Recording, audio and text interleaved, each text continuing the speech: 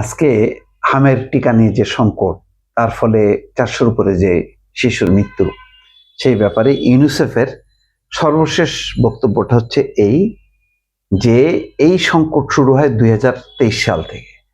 আর সবচেয়ে বড় সংকট ডক্টর ইউনূসের আমলে।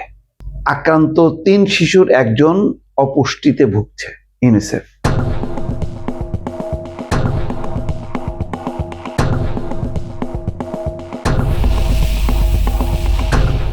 এত বড় পণ্ডিত ব্যক্তি, তিনি প্রধান উপদেষ্টা, ওনার সময় বড় সংকট ছেদ পড়ছে 23 সালে, 24 সালে ডক্টর ইউনূস, তার সময় সবচেয়ে বড় সংকট। তাহলে বুঝতে পারছেন যে হুট করে এমন না যে ডক্টর ইউনূসের সময় সংকটটা তৈরি হয়েছে, কিন্তু এই যে আগে যে ছেদ পড়লো হামের টিকা, তার বড় সংকটটা তৈরি হলো ইউনূসের সময়। তো ডক্টর মোহাম্মদ ইউনূস, তার সরকার প্রশাসন, তার যেই স্বাস্থ্য মন্ত্রণালয়, নূরজাহান বেগম না কাকে স্বাস্থ্য উপদেষ্টা করলেন, একবারও পর্যালোচনা হলো না। স্বাস্থ্য বলা হচ্ছে যে বারবার নাকি নক করা হয়েছে।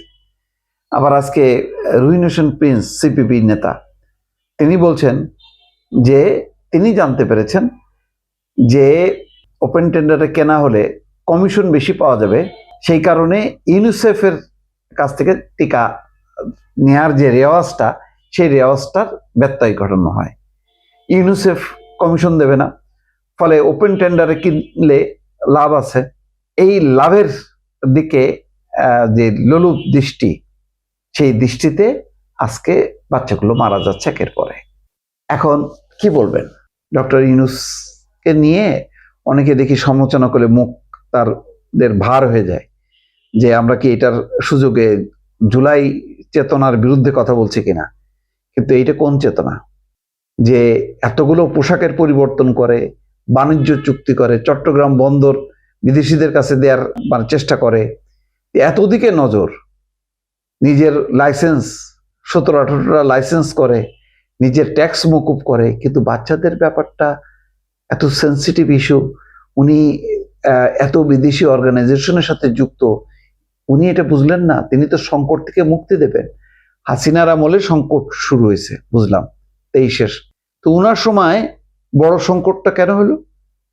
উনি তো সেই সংকটটা সমাধান করবেন, যে এইভাবে প্রচলিত ইউনিসেফের এতে যাতে একটা নিরাপদ, যাতে টিকা ব্যবস্থাটা কার্যকর থাকে, সেই ব্যাপারে তো পদক্ষেপ নেবেন।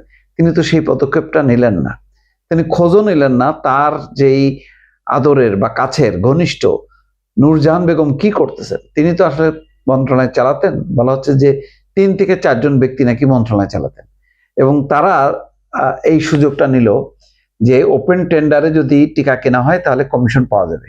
ইউনিসেফের কাছ থেকে কিনলে বা চালু থাকলে এটা কমিশন পাওয়া যাবে না। এই যে ব্যত্যয় ঘটনা হলো, তার ফলে আজকের এই ফলাফল। কি বলবেন ইউনূস সাহেবের পারফরমেন্স সম্পর্কে? আপনাদের মতামত জানতে চাই।